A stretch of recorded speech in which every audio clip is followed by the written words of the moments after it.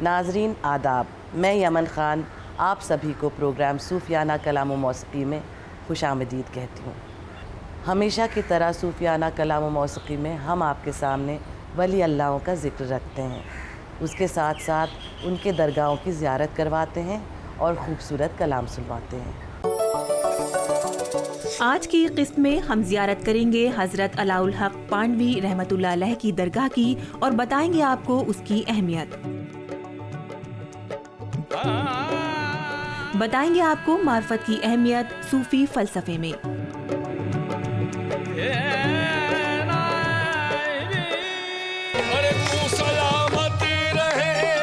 और हामिद साबरी साहब आपके पेश नज़र करेंगे एक कलाम।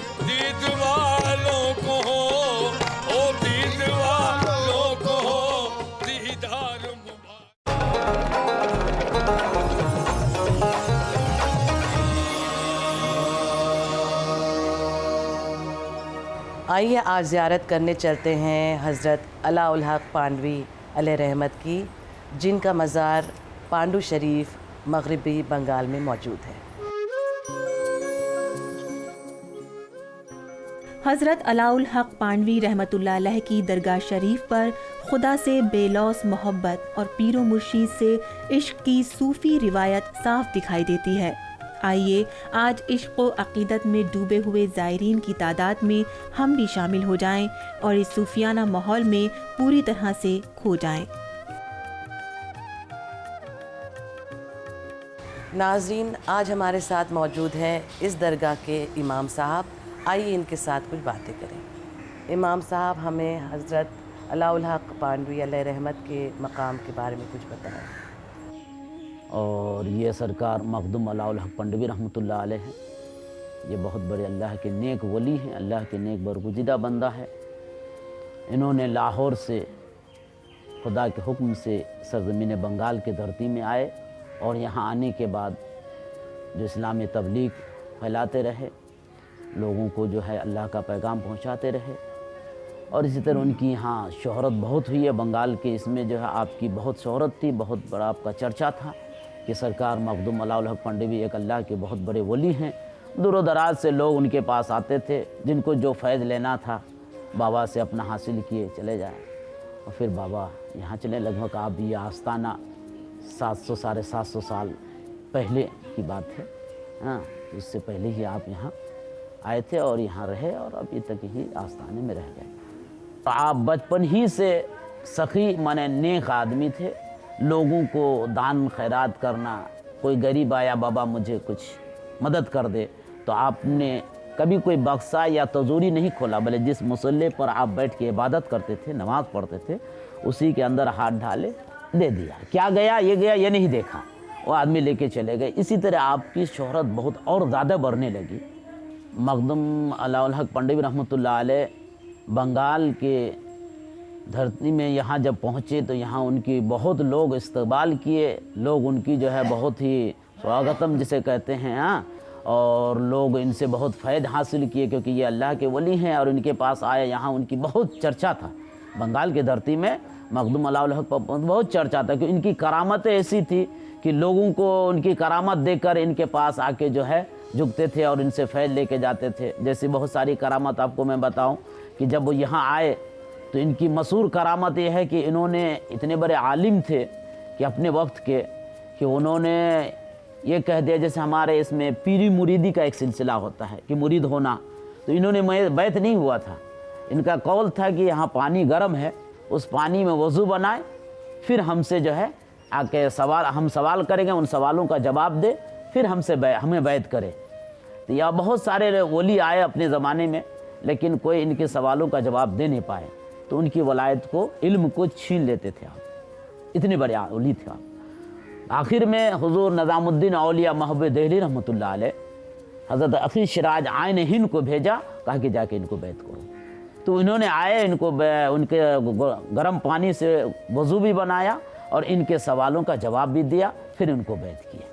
उनमें सिर्फ निज़ाम हज़रत अफ़ी सिराज अकेले नहीं, बल्कि हज़रत ख्वाजा गरीब नवाज़ भी तशरीफ़ लाए हैं, बा फ़रीद गंज सकर रहमतुल्लाह अलैह भी तशरीफ़ लाए हैं, बा क़ुतबुद्दीन बख्तियार काकी मेहरुली उन्होंने भी तशरीफ़ लाए हैं, हुज़ूर नज़ामुद्दीन औलिया आखिर सिराज आनी नज़ामुद्दीन औलिया महबूब दिली उन्होंने भी तशरीफ़ लाए, तब जाके हज़रत आखिर सिराज इनको बैत फरमाए, क्योंकि ये बहुत बड़े वली थे ना, और अपने वक्त के लोग जिनको चाहते थे। और भारत हिंदुस्तान में इनका ये लक़ब है कि ये मखदूमुल आलम है। इमाम साहब, हमारे साथ जुड़ने के लिए बहुत बहुत शुक्रिया। नाजरीन, अब वक्त हो गया एक वक्फ़े का। वक्फ़े के बाद फिर हाजिर होंगे, कहीं जाइएगा नहीं। वक्फे के दूसरी तरफ लुत्फ़ फरमाए एक कलाम का मशहूर कव्वाल हामिद साबरी निज़ामी की आवाज़ में।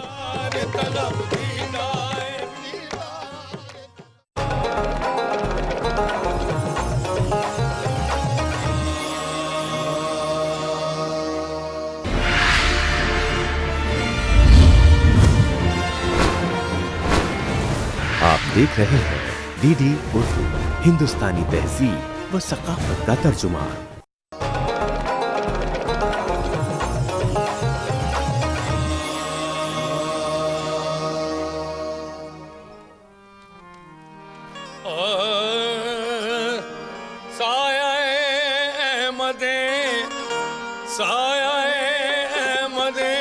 मुख्तार मुबारक बाशद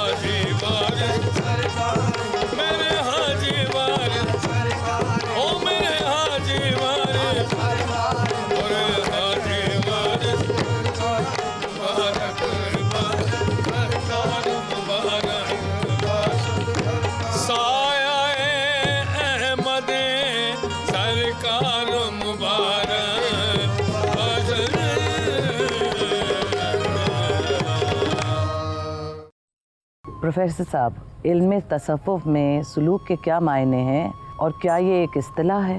देखिए, सलूक जो है ज़ाहिर है तसव्वुफ़ का एक इस्तिलाह है, और सलूक का मतलब ये होता है कि जैसे तसव्वुफ़ में मुख्तलिफ़ जो तरीक़े होते हैं जो सूफिया अपने शागिर्दों को बताते हैं, और इसके ज़रिए उनके रूहानी मरातिब जो है वो तय होते हैं कि कब किसको किस तरह की चीज़ों से आशना करना है और कौन किस चीज़ का मुतहम्मिल है, वो इसी सलूक के ज़रिए हम समझते हैं, या सूफिया के यहाँ ये एक रवायत है, और ये ख़ालिस मुतसव्विफ़ाना और आरिफ़ाना तरीक़ा है जो उनके यहाँ राइज है, और ये सूफ़ी बुज़ुर्ग अपनाते हैं इसे। नाज़रीन, अब हम एक छोटा सा वक्फ़ा लेते हैं। वक्फ़े के बाद फिर आएंगे आपके साथ बहुत जल्द, कहीं जाइएगा नहीं। हासिल है अगले हिस्से में सुनिए एक और सूफियाना कलाम। तस्कीने जा मुझे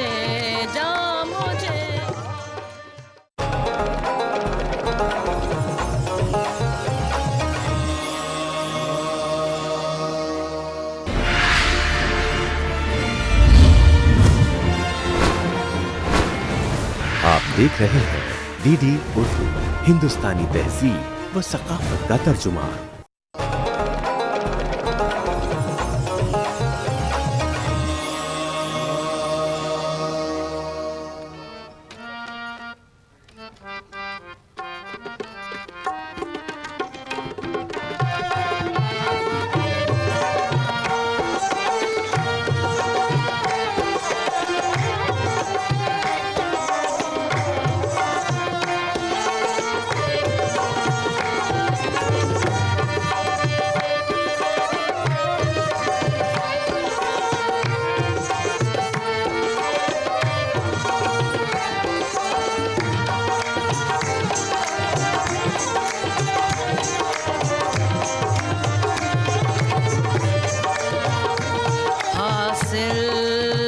तेरे इश्क में तस्कीने जा मुझे।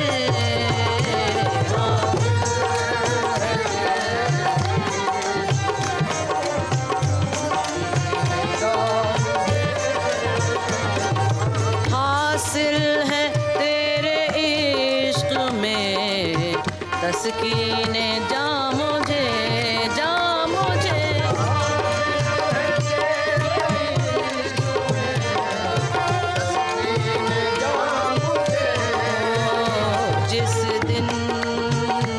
जिस दिन से मिल गया है तेरा आस्था मुझे।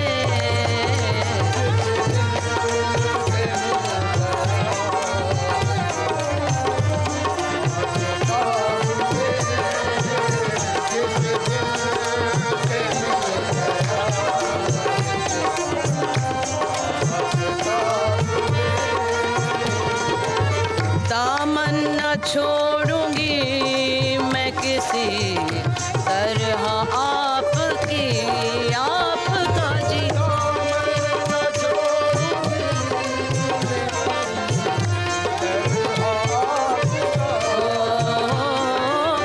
दामन न छोड़ूंगी मैं किसी तरह आपका। सरकार सरकार चाहे छूट दे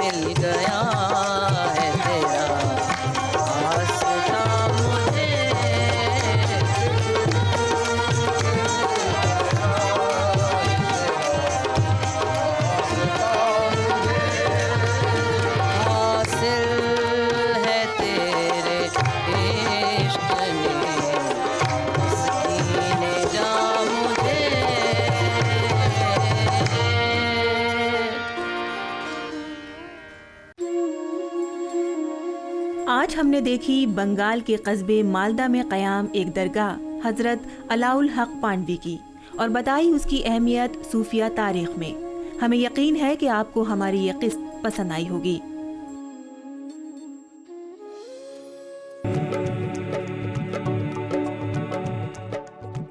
अगले हफ्ते हम आपको लेके चलेंगे तहजीब व अदब के शहर लखनऊ, दिखाएंगे वहाँ के रंग और जियारत करेंगे हजरत वारिस अली शाह रहमतुल्लाह अलैह की दरगाह की।